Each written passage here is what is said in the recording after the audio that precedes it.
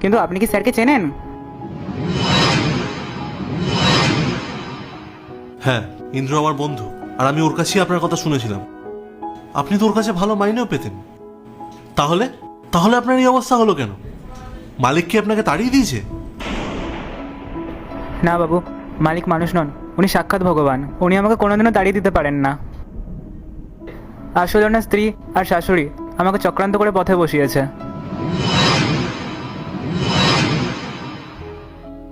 Sir আমাকে অন্ধের মতো বিশ্বাস করতেন, বাড়ির সমস্ত দায়িত্ব আমার উপর ছিল। উনি যখন অফিসের কাজে বাইরে যেতেন, আমি নিজের বাড়ি মনে করে সব আগলে রাখতাম। তাহলে তুমি চুরি করলে কেন? আমি চুরি করিনি বাবু। সেদিনকে স্যার আমার হাতে 1,00,000 টাকা দিয়ে বলেছিলেন ম্যাডামকে দিয়ে দিতে।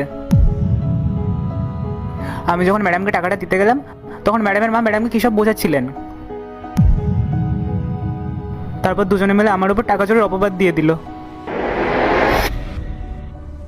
মালকিন, এই নিন, মালিক 1,00,000 টাকা দিয়েছে। 1,00,000 টাকা? এটা কি তোর মালিক দিয়েছে নাকি তুই চুরি করেছিস?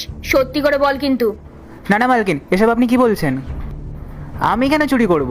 আর আমি যদি চুরি করি তাহলে আপনাকে টাকাটা ফেরত দিতে কেন আসবো? আচ্ছা ঠিক আছে, দে আমাকে।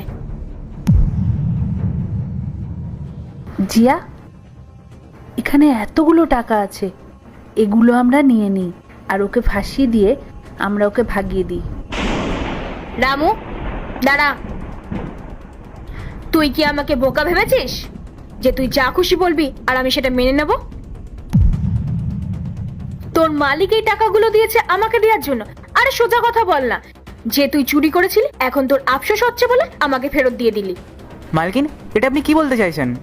জাস্ট শাট আপ, আমি তোরা একটা কথা শুনতে চাই না। তুই এখন এখান থেকে বেরিয়ে যা। চল বেরো বলছি, বেরো। ওরা খালি আমাকে চোর বানিয়ে শান্ত হয়নি বাবু, আমার উপর অনেক অত্যাচারও করেছে। চোর অপবাদ দিয়ে আমাকে টানতে টানতে বাড়ির থেকে বের করে দিয়েছিল। সেই সময় সিঁড়ি থেকে পড়ে আমার এই অবস্থা।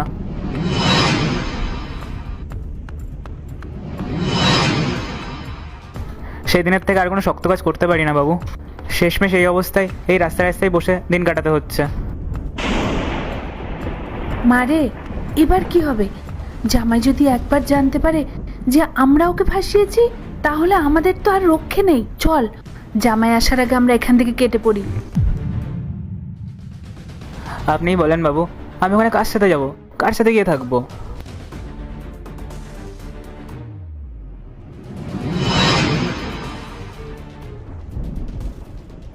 মালিক, আপনি?